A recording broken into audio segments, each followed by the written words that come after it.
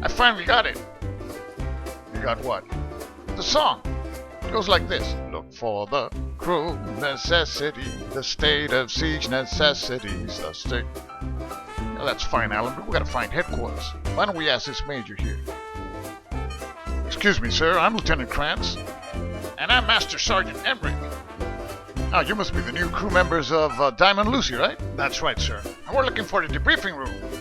Welcome to Bassingborn Air Base, gentlemen. The debriefing room is room 106 in the building right behind you. I'll see you at the debriefing in 20 minutes. Oberleutnant, I'm glad they sent us here to rest far away from the American bomberlets. You think the B-17s will not attack this base, sir? Nein, Kalasman. I've never seen so many anti-aircraft guns together in one place. No wonder, Herr Major, there were no flies in the kitchen.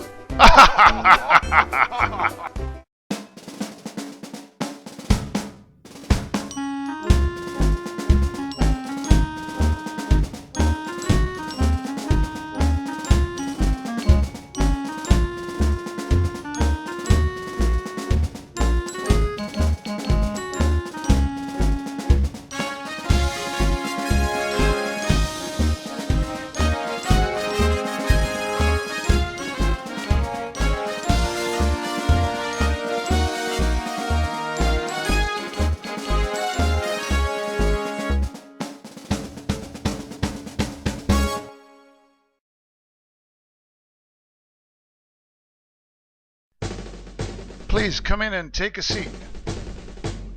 You got 2 new crew members. Last strings of missions have been really tough, and I'm afraid to tell you this one's not getting any easier, so please listen and listen carefully. The good news is that your gunnery skills as a crew are excellent. Tail Gunner Cab is a kill and a half away from becoming an ace gunner, and you'll need all the help you can get.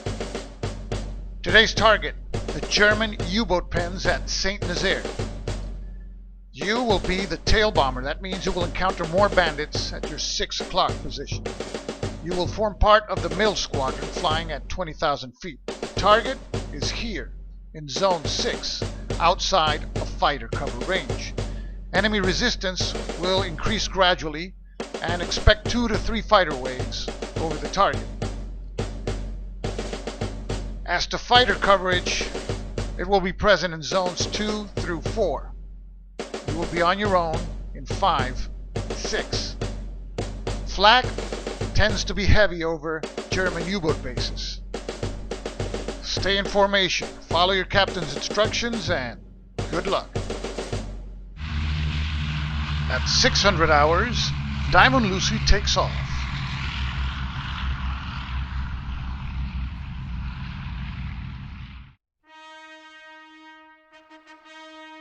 Diamond Lucy is once again the tail bomber of the middle squadron, which means that it will encounter more fighters and it will be a juicy target for German attacks. The crew has been in this situation before, and each time the bomber has been in the tail position, there have been casualties.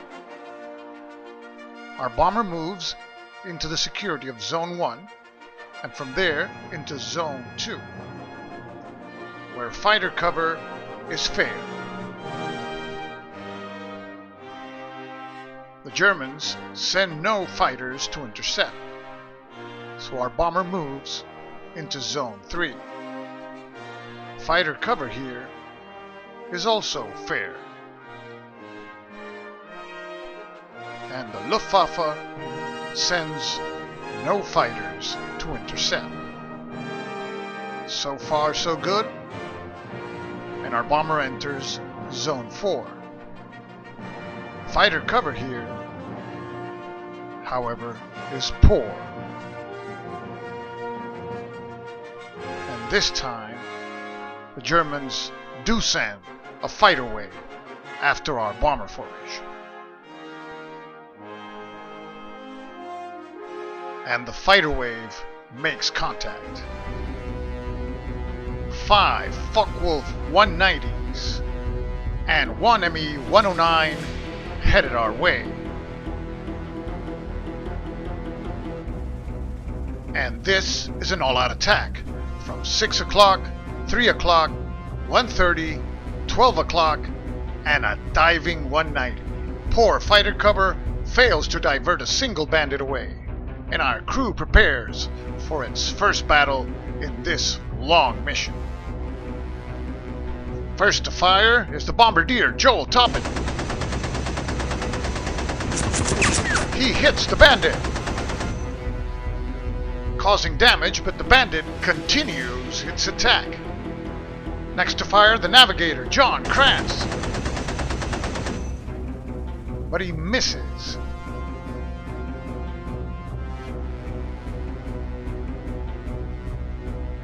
Waist gunner Stanienda spray fires at the 3 p.m. bandit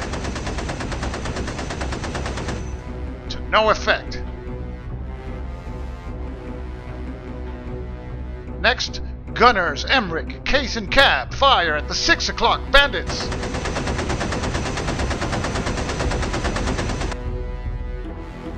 But they all missed.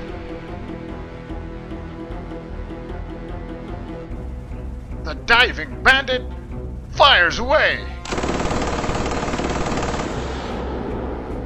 Luckily, he misses and leaves the action. Next, the 12 o'clock bandit attacks. Also missing and leaving for good. Next, the 130 bandit moves in for the kill and hits the bomber in multiple areas. The top turret man, Emmerich, is hit. He's seriously wounded. The turret machine gun is inoperable, as well as the bomb release mechanism. The waist area is hit, and Gunner Schmidtkins is seriously wounded. The tail section is hit. The tail wheel is damaged, and it will make landing more difficult. A 190 flies across and will definitely return. The 3 o'clock bandit fires and hits the bomber in 2 places. One of the hits is superficial damage. The other causes some damage to the pilot compartment's window. Next, the 6 o'clock 190 fires and causes numerous hits. 2 of them are superficial damage, and 1 in the bomb bay, upon further inspection, is also superficial damage. The bandit flies across and will be back. The 109 fires, but he misses and leaves for home. 3 Focke-Wulf 190s return for a second pass, this time from 9 and 12 o'clock. Our crew, with 2 seriously wounded crewmen, prepare for the attack. Sergeant Stanienda switches with the wounded gunner Schmidtkins to operate the port waist machine gun. Poor fighter cover fails to scare a single fighter away. Stanienda and ball gunner Barry fire.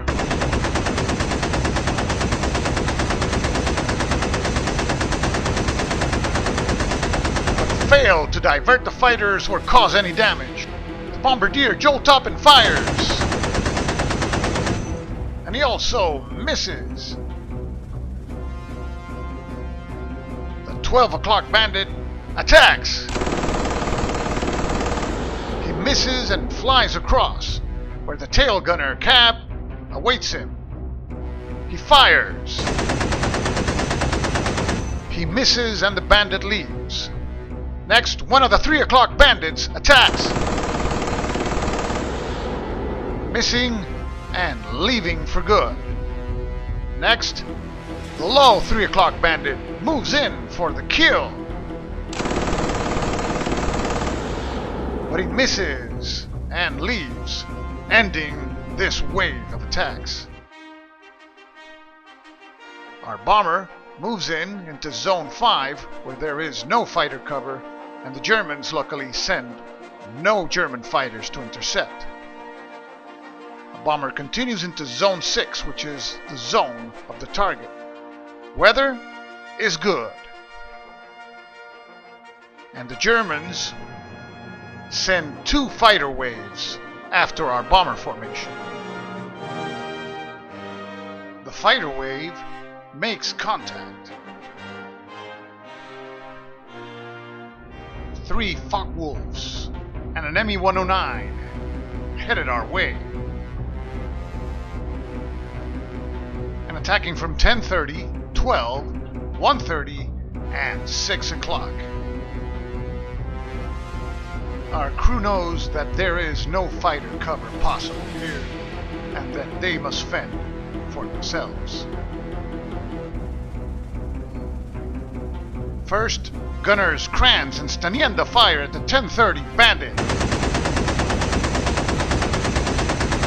Stanienda hits, damaging the Bandit, but the Bandit continues its attack.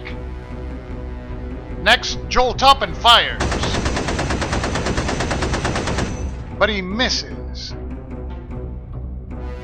Next, gunners Case and Cab fire away, but they miss. The 6 o'clock Bandit sets its sights and fires.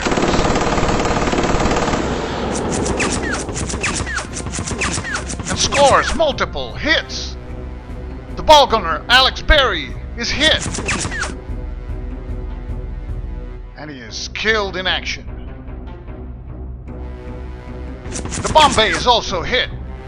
Fortunately, it is only superficial damage. A 109 flies past the bomber and will return. The 10:30 Bandit is flown by a green pilot, Frederick Schultz. He moves in for the attack, and he hits our bomber in the waist section. Sergeant Stanienda is hit, and she also is killed in action. The green pilot flies across to return later. The 12 o'clock Focke-Wulf closes in for the attack. Fortunately, he misses and leaves the action. Next, the 1:30 Bandit attacks. He also misses, and he's gone. However, the lucky green pilot and the Me-109 come back for another pass, this time both aircraft from 12 o'clock. The bombardier Toppin fires, but he misses. The 109 fires away, hitting the bomber, but luckily it's only superficial damage. The green pilot in the Focke-Wulf moves in for the attack. This time he misses. He flies across in the direction of the tail gunner, Charles Cab, who fires away. He hits. And that's the end of the lucky green pilot. Another kill for Charles Cab. Cab is half a kill away from ace status. But the battle isn't over, and the 109 comes back for a third attack. Our crew has no choice but to fight for their lives. The Bandit closes in from 3 o'clock and fires away.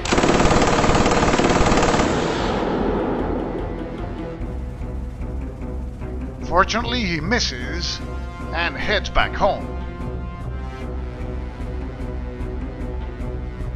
Having undergone a devastating attack, our bomber now has to encounter another fighter wave.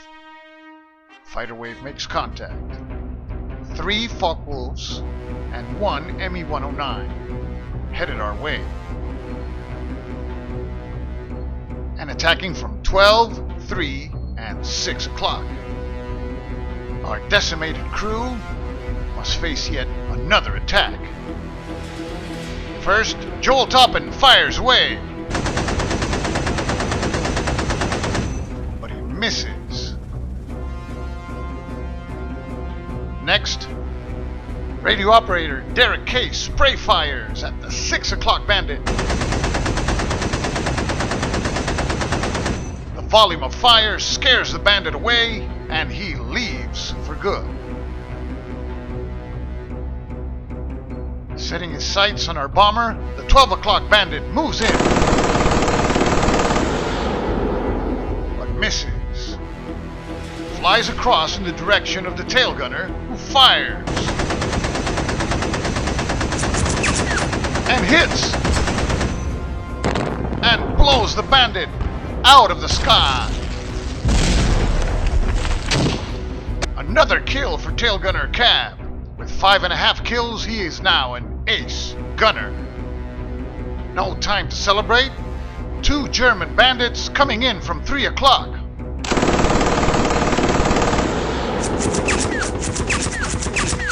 Bandit scores multiple hits in our tail section, damaging the rudder and the starboard root tailplane. Luckily, Cab is okay. The level Focke-Wulf now fires away. He misses and heads back home. The bandit that damaged our tail section comes back for another pass. And this time, not a single one of our crew members has a shot at him. The bandit moves in and attacks, causing multiple hits. Engine number 1 is on fire, but the extinguisher charge manages to put the fire out. The nose section is hit. Bombardier Toppin is seriously wounded. 2 more hits, 1 in the radio room and 1 in the bomb bay. The radio is out and the rubber rafts are destroyed. This bandit did a lot of damage and he's coming back. And he returns from 6 o'clock. Half of our crew is either dead or seriously wounded. The other half prepares to face the bandit once again.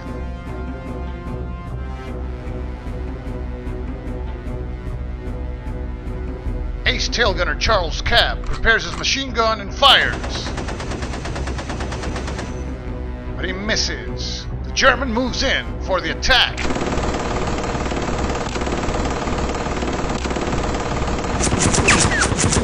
And scores 10 hits on our aircraft. Bullets hit the fuel tank, causing a leakage. Fortunately, our bomber has fuel for 6 zones, just enough to get back home. Meanwhile, the landing gear in the starboard side is out. Another hit in the waist area. The control cables, which are essential for landing, are hit. The tail section suffers 4 hits. The rudder is out, as well as the starboard elevator and Cab's machine gun. Fortunately, Cab is alright. Bandit, having completed 3 passes this time, flies away for good. While approaching the target, our bomber runs into medium flak. A hit in the radio room. Fortunately, damage is only superficial.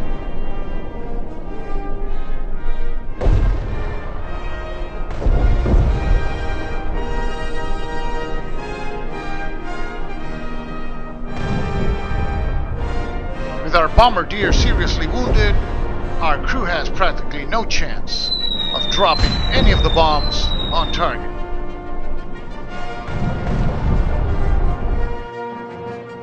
Diamond Lucy turns around and starts heading for home. The Germans send 2 fighter waves after our bomber formation. The first wave approaches. 5 Me-109s headed our way, attacking from 10:30, 12, 1:30, and the customary 6 o'clock bandit. Our surviving crew members ask themselves if this is their last hurrah. The captain orders the tail gunner to move to the bow gunner's position. While doing so, he will not be able to face this wave of bandits.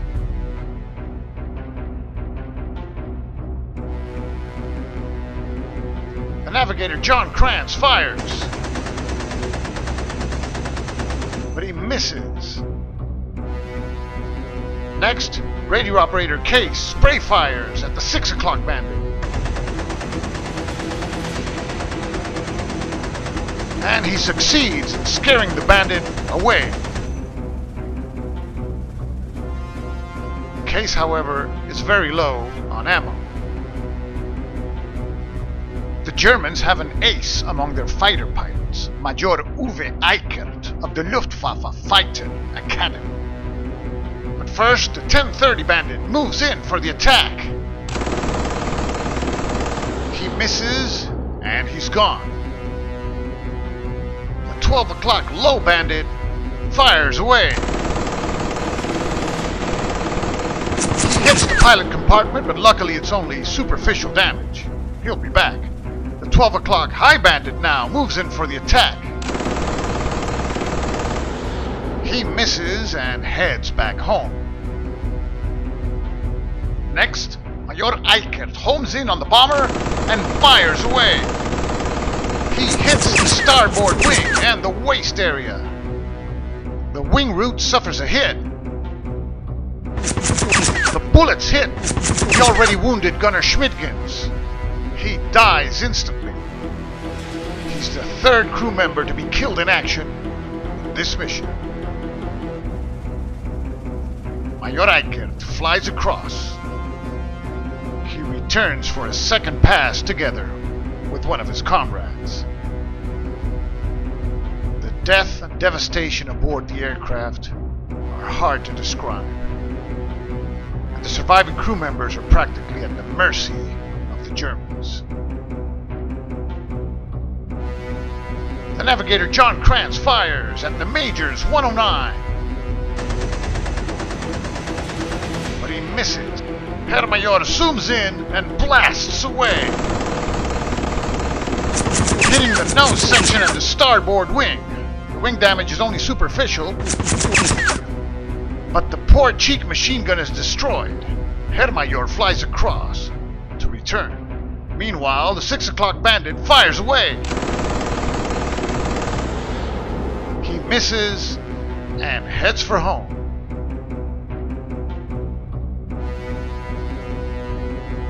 Major Eichert returns, this time from 12 o'clock low.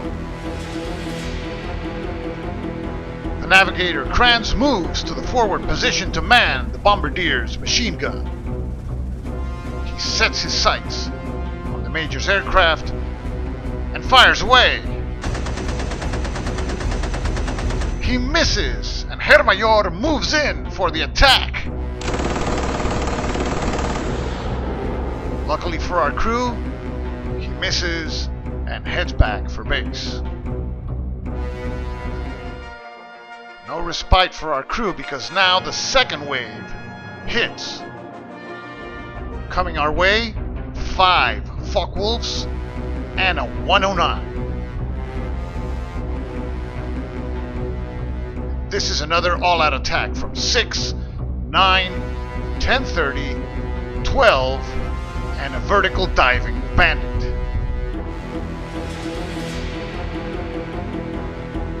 Our surviving crew members truly need a miracle this time.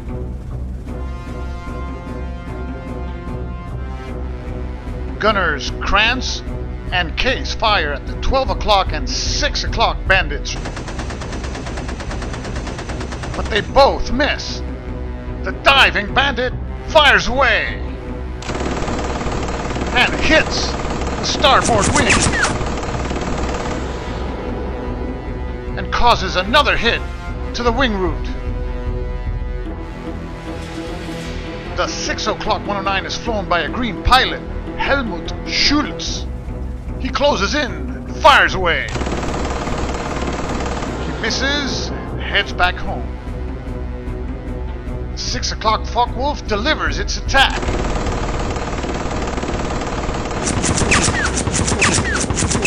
Causing 3 hits. Fortunately, all are superficial.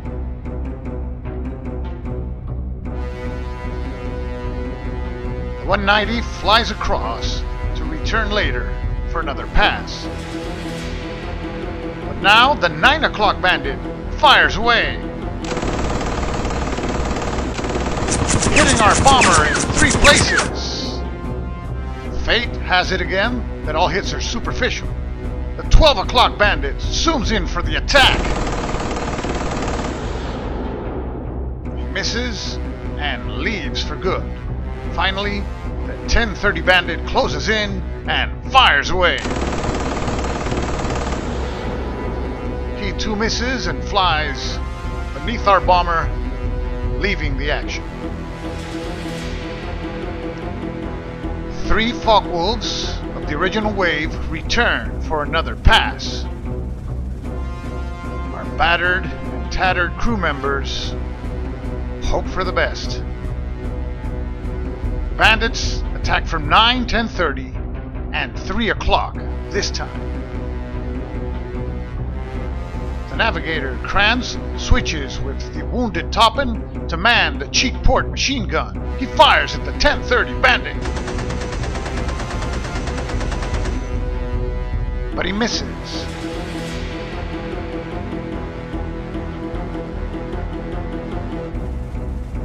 Charles Cab, now in the ball gunner position, fires at the 3 o'clock bandit, but he misses. The 3 o'clock bandit closes in and fires, hitting our bomber in the starboard wing. Luckily, it's only superficial damage once again. 10:30 bandit fires away. He misses and heads back home. Finally, the 9 o'clock Focke-Wulf attacks, causing multiple hits. All but one are superficial. It's a hit in the bomb bay, and the already punctured and wasted rubber rafts are hit again. 2 of the bandits return for a third pass from 12 and 1:30. The navigator Kranz moves to the nose machine gun position and fires away. Missing again, and the 12 o'clock bandit fires. He misses, and this time he heads back for home. 1 bandit left at 1:30. He closes in for the attack and also misses and heads back to his base.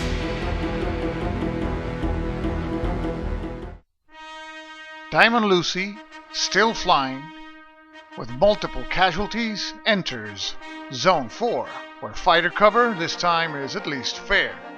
And the Germans send 1 wave to intercept. And the wave makes contact. 4 Focke-Wulfs and an Me-109 approaching our bomber. Another multiple angle attack, this time from 9, 12, 1:30, 3 o'clock, and the customary 6 o'clock 109. Our surviving crew members ask themselves, what contest in hell did we lose to deserve this? Derek Case fires at the 6 o'clock bandit,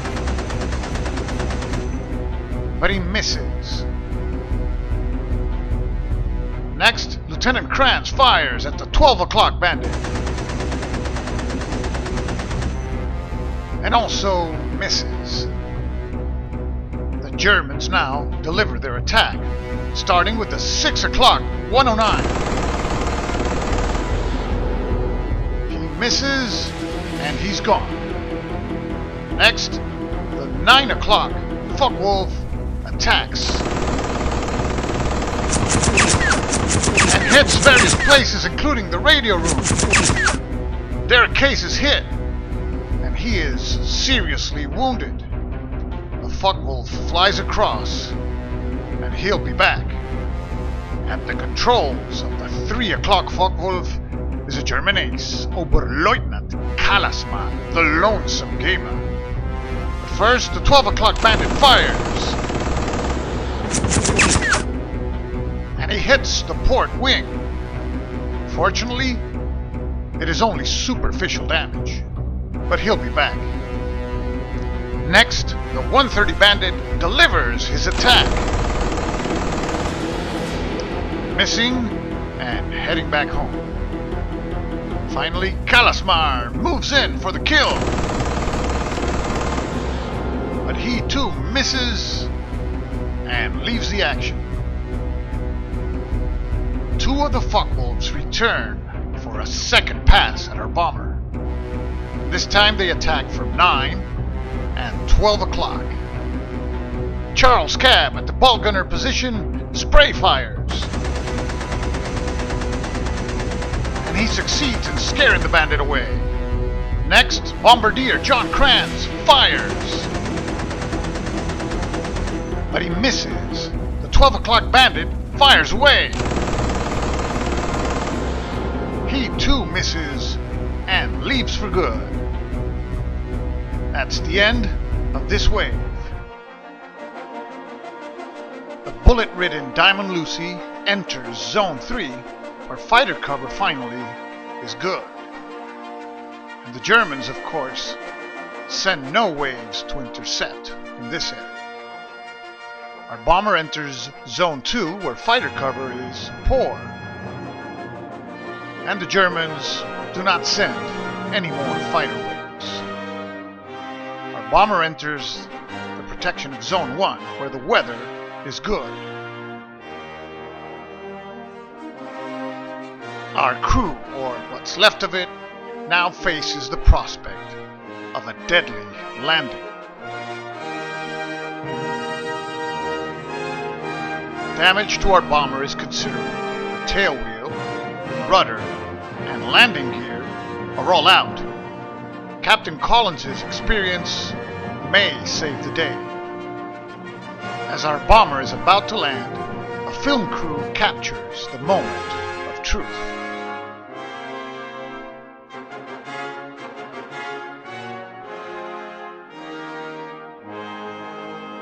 Diamond Lucy makes a belly landing at Bassingborn Air Base. The surviving crew members are not hurt by the landing, but Diamond Lucy will never fly again. In Diamond Lucy's last mission, no bombs were dropped on target. Worse yet, 3 crew members were killed in action. 3 others were seriously wounded, and their fate hangs in the balance.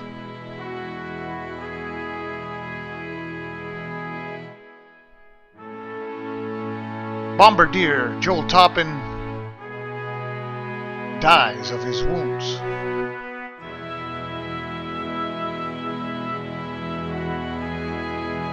The top gunner Alan Emmerich survives his wounds, but he'll never fly again. And radio operator Derek Case also survives his wounds, but his flying days are over. As to Captain Collins, Lieutenants Todd and Kranz, and Sergeant Cab, they never fly together again. They are split and sent to serve in other units.